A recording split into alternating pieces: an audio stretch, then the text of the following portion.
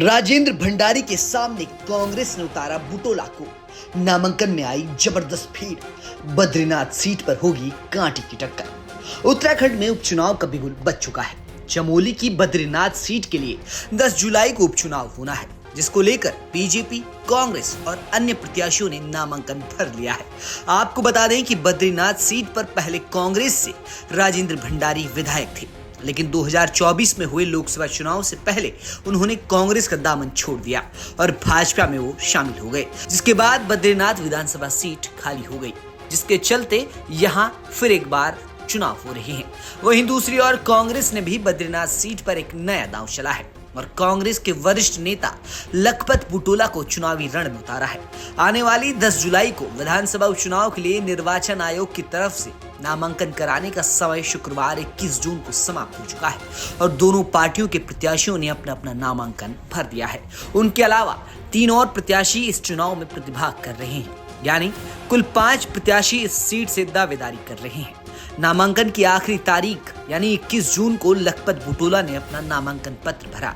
नामांकन रैली में कांग्रेस के कई कार्यकर्ता शामिल हुए और जबरदस्त भीड़ के साथ लखपत बुटोला ने नामांकन भर दिया। इसके बाद जनसभा में प्रदेश अध्यक्ष करण माहरा, पूर्व मुख्यमंत्री हरीश रावत, लोकसभा प्रत्याशी गणेश गोदियाल, नेता प्रतिपक्ष यशपाल आर्य ने मंच से लखपत बुटोला के पक्ष में मतदान करने की अपील कर डाली। वहीं भाजपा प्रत्याशी राजेंद्र भंडारी ने 20 जून को ही अपना नामांकन पत्र भर लिया था। उनके साथ भी जबरदस्त भीड़ उमड़ी। वहीं कांग्रेस प्रत्याशी ने राजेंद्र भंडारी पर निशाना साधते हुए कहा कि जनता को धोखा देने के बाद बद्रीनाथ विधानसभा में उपचुनाव हो रहे हैं। ऐसे में भाजपा में शामिल हुए राजेंद्र भंडारी से पूछना चाहिए उन्होंने कौन सा विकास कार्य किया है। 2007 से 2012 तक वो भाजपा सरकार में मंत्री रही है। एक काम बता रही इस बद्रीनाथ विधानसभा के अंदर आप बता दीजिए। आप लोगों को पता, आप प्रबुद्ध है, मीडिया के लोग हैं, एक काम गिना दीजिए उनके जो काम हुए कांग्रेस के टाइम पे और कांग्रेस के विधायक रहते हुए।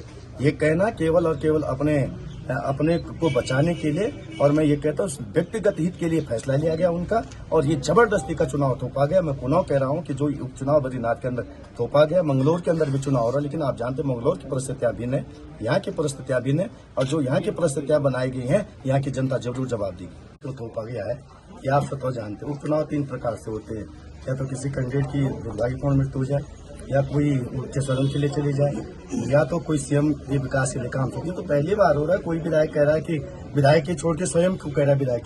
ये बड़ा मुद्दा है जो जनता पे जो उपचुनाव थोपा गया है और जनता के पे भार थोपा गया, जो पैसे का भार से लेकर तमाम चीजों के जो जनता के ऊपर थोपा गया। जनता ने उनको अपनी समस्या, चाहे बिजली, पानी, सड़क, शिक्षा, स्वास्थ्य, रोजगार, आपदा के लिए भेजा था कि सदन में हमारी आवाज उठाएगा, न इसलिए भेजा था कि आप पलटी मार दो। ये बड़ा मुद्दा है। वहीं कांग्रेस प्रत्याशी लखपत बुटोला के नामांकन के बाद बड़ी संख्या में कांग्रेस पदाधिकारी और कार्यकर्ताओं ने रैली निकाली।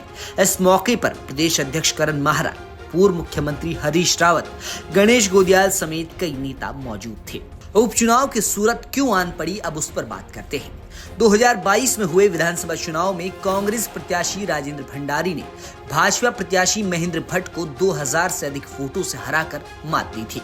लेकिन इस बार होने वाले उपचुनाव में पूरा माहौल बदल चुका है, क्योंकि राजेंद्र भंडारी बीजेपी में आ चुके हैं और महेंद्र भट्ट, जिन्हें राजेंद्र भंडारी ने हराया था, वो राजेंद्र भंडारी के लिए वोट मांग रहे हैं। राजेंद्र भंडारी के कांग्रेस छोड़ बीजेपी में शामिल होने के बाद बद्रीनाथ सीट पर होने वाले विधानसभा उपचुनाव काफी दिलचस्प हो गए हैं। अब तो आने वाली 13 जुलाई को पता चलेगा कि इस बार बद्रीनाथ की जनता ने किसको अपने विधायक के रूप में चुना है। आपको क्या लगता है कि इस बार बद्रीनाथ सीट पर होने वाले उपचुनाव में कौन बाजी मारेगा? कमेंट करके जरूर बताएं। बद्रीनाथ से कमल नयन के साथ ब्यूरो रिपोर्ट, उत्तराखंड तक।